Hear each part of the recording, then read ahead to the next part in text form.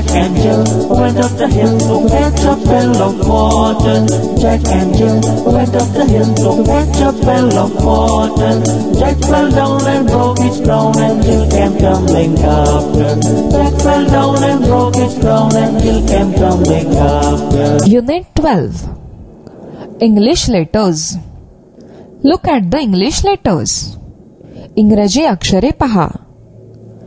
A, B, C, D, E, F, G, H, I, J, K, L, M, N, O, P, Q, R, S, T, U, V, W, X, Y, Z.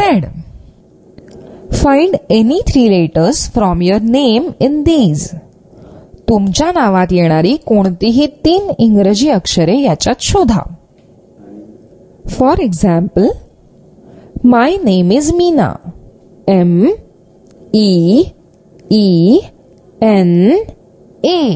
Tit for tat. Look, listen and enact. पहा, ऐका आणि हावभावांसह सादर करा. Once a fox met a crane. Hello crane, how are you? I am fine, thank you. How are you? I am fine. Crane, do you like kheer? Oh yes, I love kheer. Then come to my house. We will have a kheer. Crane went to Fox's house. Fox served kheer in 2 dishes. Eat up your kheer quickly. Then I will give you some more. Oh, poor Crane. He could not eat quickly from the dish. Fox ate up all the kheer. He began to laugh. Ha ha ha. Crane said, Fox, come to my house tomorrow. We will have some more kheer. Fox went to Crane's house. Crane served kheer in 2 tall pitchers. Eat up your kheer quickly. Then I will give you some more. Oh, poor Fox. He could not eat quickly from the pitcher. So, Crane ate up all the kheer. मुलांनो, एक गोष्ट ऐकूया. एकदा एका कोल्ह्याला करकोचा भेटला. कोल्हा त्याला म्हणाला, अरे करकोचा, कसा आहेस तू? करकोचा त्याला म्हणाला, मी एकदमच छान आहे. तू कसा आहेस? कोल्हा म्हणतो, मी एकदम मस्त. करकोचा, तुला खीर आवडते का रे? करकोचा म्हणतो, अरे वा, मला तर खीर खूप आवडते.